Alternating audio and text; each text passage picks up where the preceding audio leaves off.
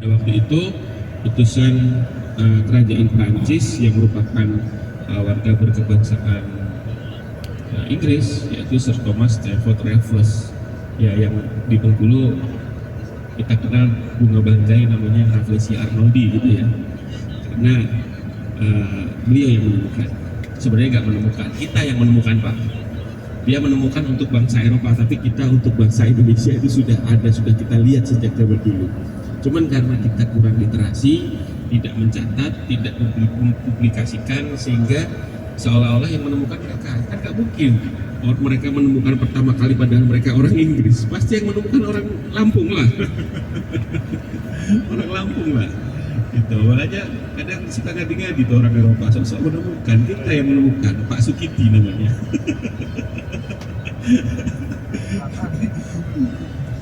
Ya, yang mencatat, membukukan dan mempublikasikan adalah Raffles. Makanya bunganya dinamakan Rafflesia Arnoldi. Gitu.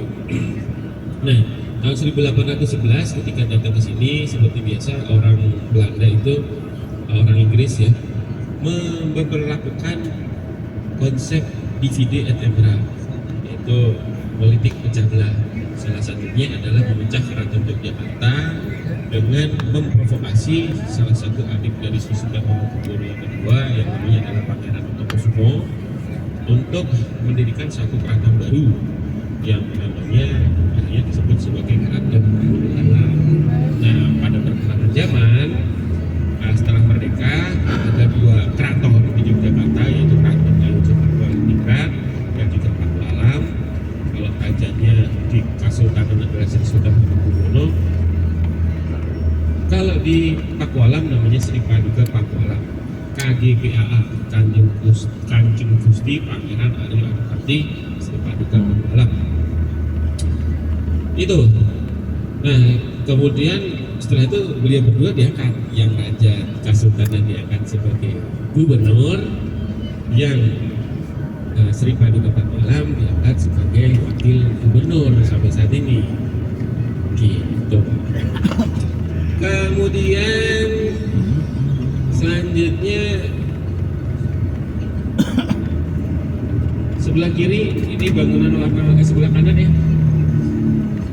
warna-warni ini tanahnya milik Kadipaten Pakualam, tetapi ini adalah sebuah hotel brodeo Pak.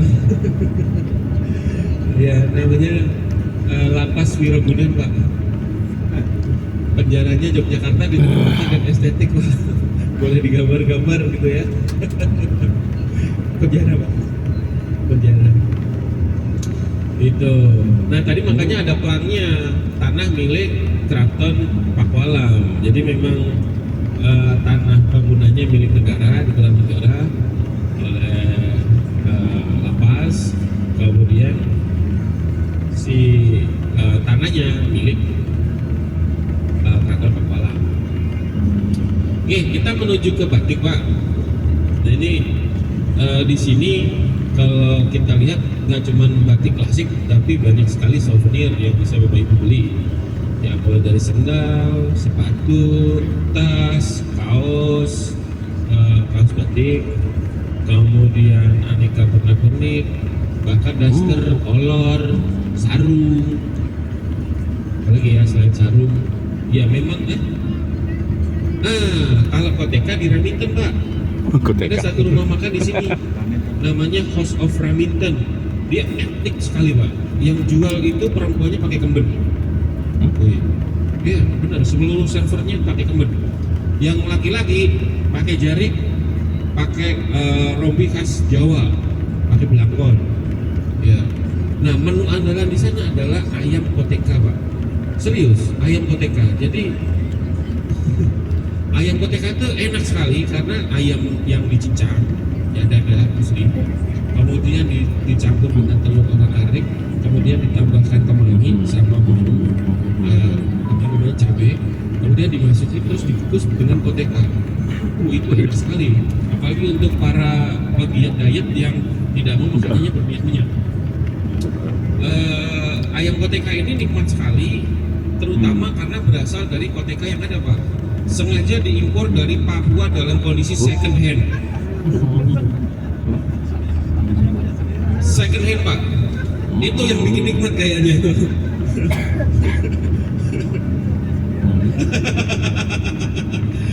Kalau ke Raminten boleh tuh Pak, pesen ayam koteka, itu yang bikin enak, kotekanya second dari Papua langsung datangkan. Enak gitu. Enak.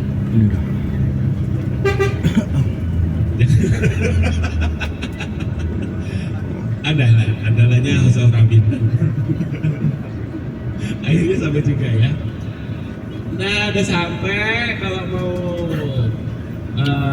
belanja-belanja dipersilakan, nanti lokasi toko ini dari lantai 1 lift sampai atas ya, sampai lantai 4. Nanti di lantai 4 nanti ada coffee shop, di lantai 2 lantai 1, lantai 2 dan lantai 3 itu ada berbagai macam produk.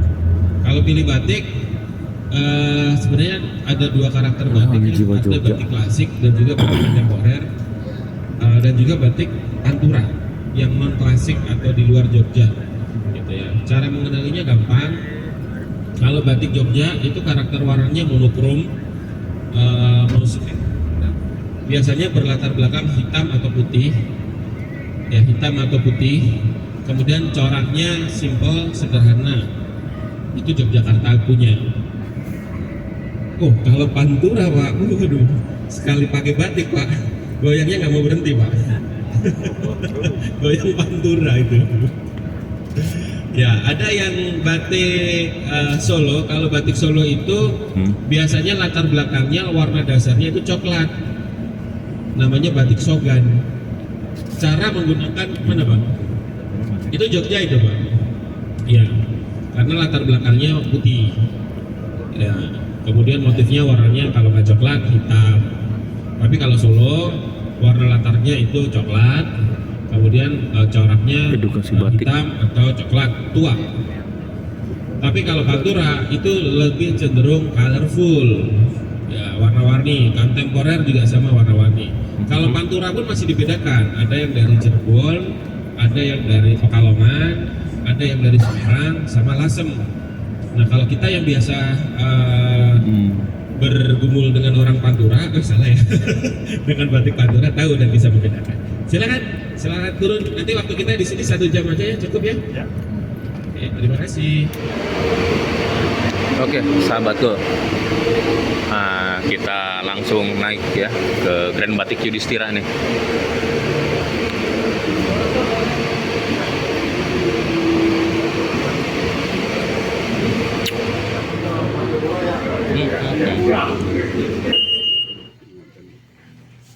Nah, kita coba lihat sebentar ya galeri batik di sini ya. Banyak pilihannya nih sahabatku. Ayo, silakan dipilih, tinggal dipilih. Tinggal dipilih. Yang daster, nah tuh kan beli daster tuh. Kita nyari apa nih, daster nih, atau enggak baju batik tangan panjang ya, biar mantap nih sahabatku. Sarimbit kopel ya, mantap.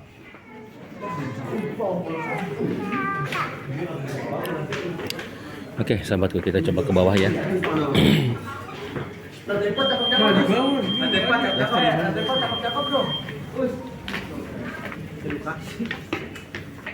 Ayo, silakan dipilih, Saya ke bawah aja. Wah, ada yang naik, ada yang turun. Cak, banyak amat Cak? Cindera matanya. Aduh, super sekali Mang Ica. Itu. Yuk, mana?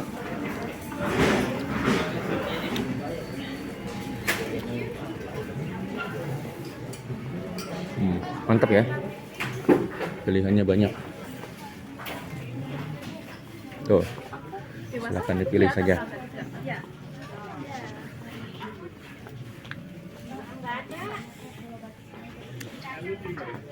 Nggak ikut.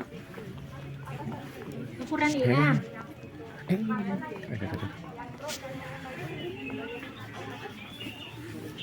Rame.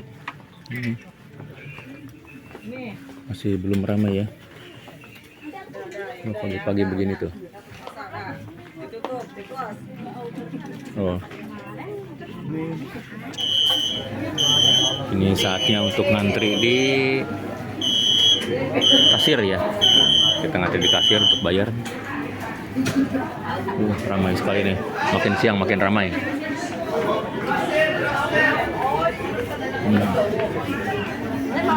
Udah beres belanjanya. Ayo. Ini belajar Malioboro. Ini lebih murah. Lebih murah di sini. Iya. Jangan pasien yang goreng-goreng. Siapa? Pasien murah itu beli di. Iya. Saya udah bilang ke Paslen kalau di Malioboro itu kan pasar tradisional. Ada tawar. Kalau penawarnya pinter, iya nggak kena.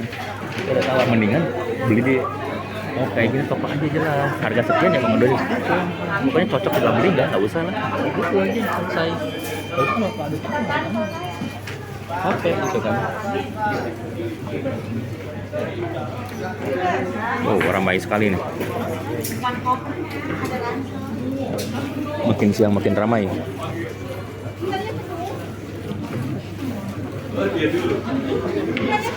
Sama kayak di Bali gitu. Di Bali itu kalau di pasar tradisional. Iya, bisa saja yang kau mak. Hah?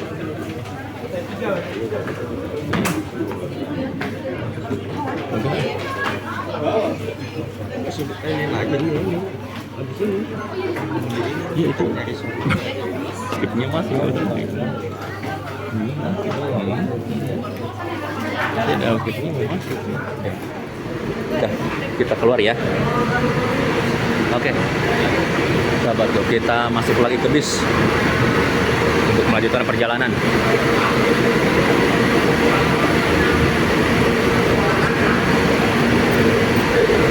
Hoi.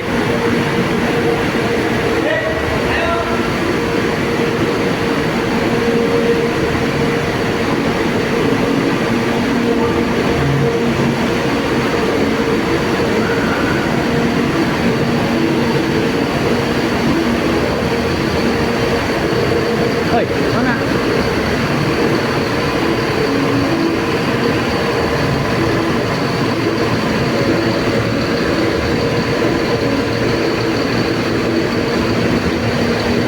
Caranya boleh ya.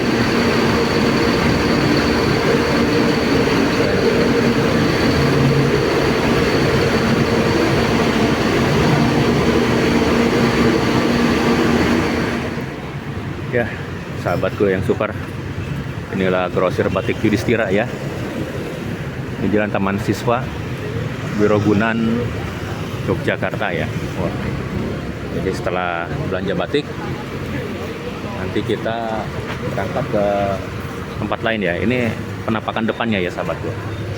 Ini di seberangnya ada takoyaki peko-peko ini makanya. Wah, ini asik juga nih kayaknya makan takoyaki nih.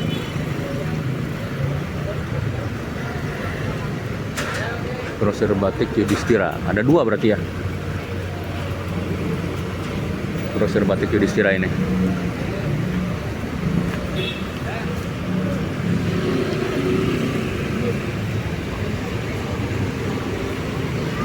Oke, kita masuk kembali ya. Parkiran bis.